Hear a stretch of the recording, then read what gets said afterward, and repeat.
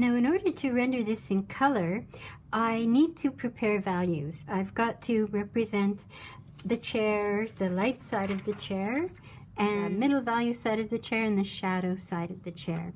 So I have to mix up something with color in order to get that. Now, I've given myself the best chance I can by using orange, which is a lighter version of this crimson red, and dark umber, which is a darker version of the red. So I'm making a red shade. I'm going to make 3 separate values here, one for the light, one for the halftone, and one for the shadow. So I already know that my halftone is going to be the crimson because that's the color of the chair. Now, that's one value, but as we saw, we've used 2 markers in the middle value. We had 2 markers on the go. So I'm going to put my very darkest marker on this piece of plastic, and I'm going to take my crimson marker and just work it in there, and I will get a darker color of red. It's like working from a palette when you're painting.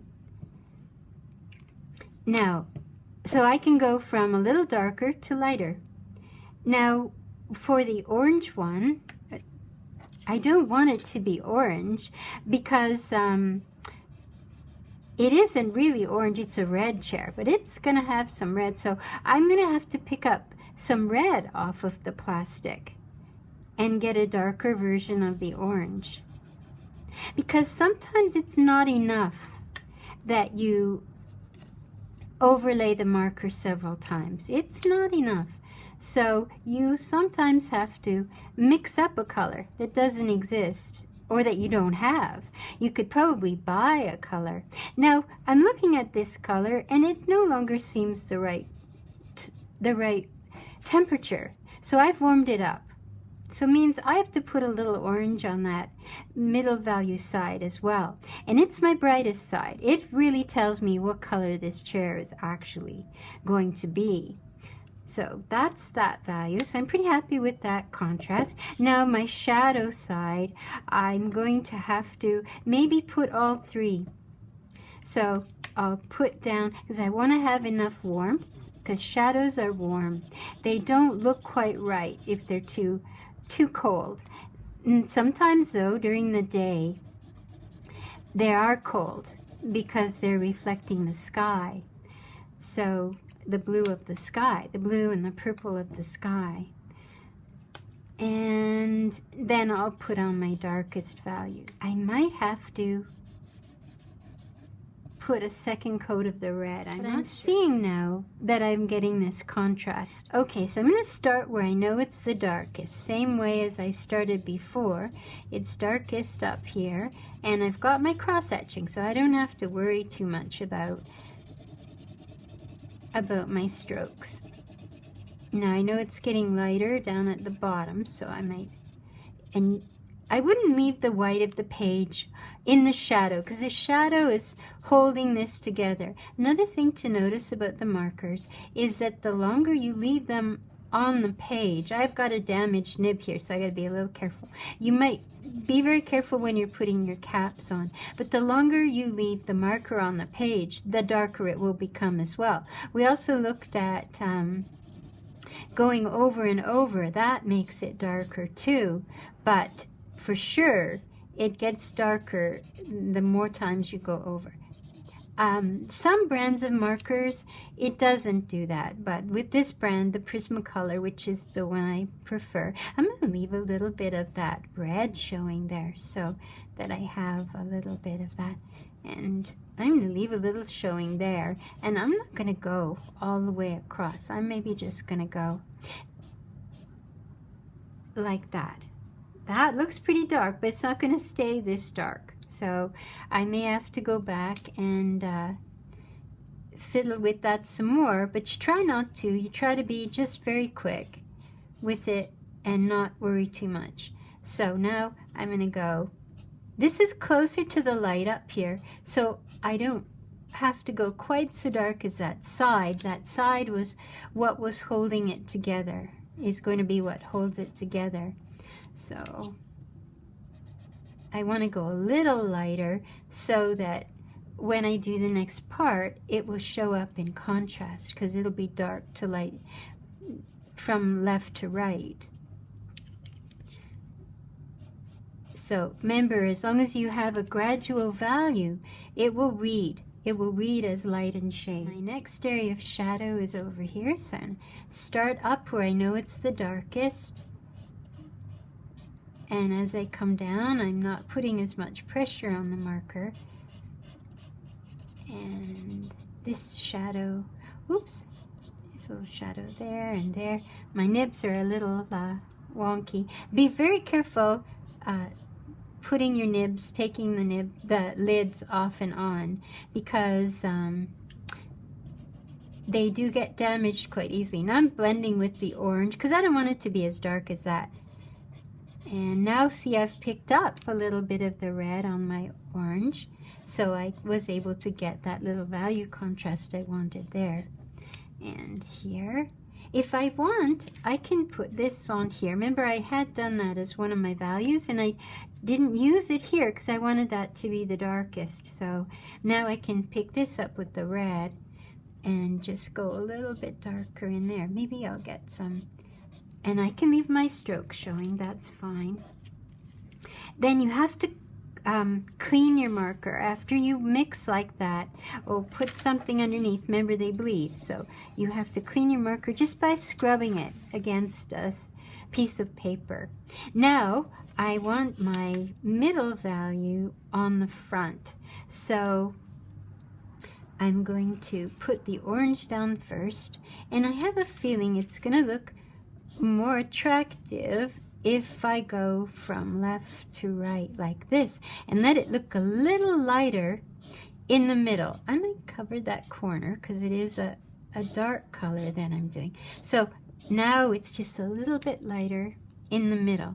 Now I'm going to go across this way, and it seems like I'm chopping. I'm not chopping. I'm just going carefully there. And there's a shadow in the center, but I think I'm going to mix it. Watch this baggie though, because it can this stuff can get off on your hand, the heel of your hand, and then it becomes a big stain in your rendering. So you've got to watch that. Be careful. That gives me a little bit of that, and then I don't mind having a little bit there too, because I have some contrast. Okay. And then this was a shadow I didn't put in. I have to keep remembering to put down my orange first. That's become part of the temperature of this. So if I miss it, then the whole temperature of what I'm putting on will be lost. Okay. Now the top part, I can start with my orange, but it's not orange. I've got another front part. So I'm going to wet that with the orange. I'm going to go up from the bottom. Oh, and I like that little key line there. I'm going to try to keep that there. And I'm going to go, this is another middle value. So I wet it with the orange first, and then go down from the bottom with the red there. And now the top, and remember, for the top I use the orange and I picked the red up off the plastic. So I'm going to put out some fresh red. You never know how much you're going to need, so put that out, and I'm going to wet it with my orange. I'm going to try to leave some white here. Remember, the top plane, you really try, because you're going to, it will keep it from looking cut out and stuck down. My chair won't look like it's been cut out and stuck down because there's more white of the paper around it. So it's like works like a common color. And I'm going to just come across here. And I ask myself, do I need this red? I think I need a little bit here. Just where it starts, I can put a little. My orange is a little dry, so it doesn't pick up off the plastic as well as it might. Okay, now this is a front value, so I have to put some red in there. I'm trying to keep my head out of the way here. But there is a certain excitement in putting the colors up that's missing from the grays, I have to admit. But the grays are, if you can get it to work in the gray, it will work in the color. It won't work, it doesn't work that way then. And it led to having the right colors. Don't forget, when you do that, you have to clean your marker. Otherwise, now when I try to go on the top here, it's going to be too dark if I don't do that. And I'm glad I've got some of the white of the paper there, and I can leave some more. Okay, now I want to put a cushion up, but I want to make sure that this cushion has some of my colors that I'm going to be using on the floor. I'm going to be using some browns, the sand and the light tan. So I might actually put a little bit of that color in here. I've got the light tan now, and I want to put some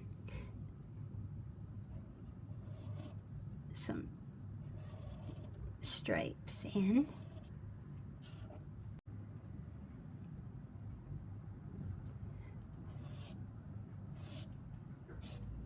A little bit of contrast there, and it's okay if I get some on the chair itself. It just gives it a little bit of harmony, your color a little harmony.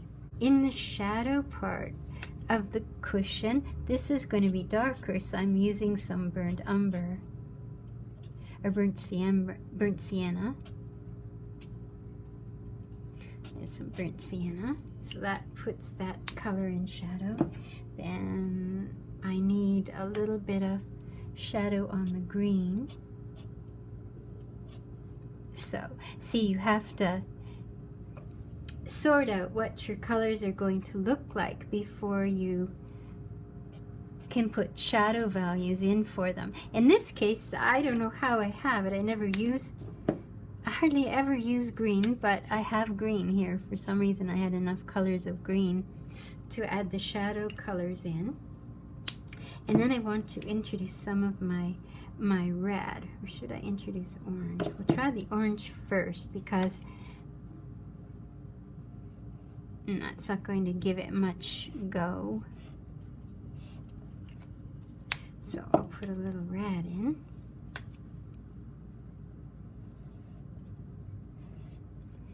The red's maybe a little dark for that, but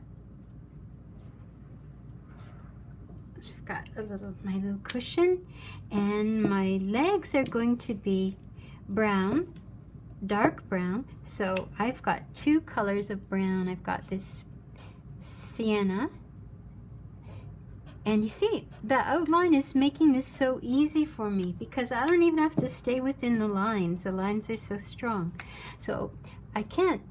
This has got to be one of the hardest things to get across, is what a lifesaver putting these outlines on is.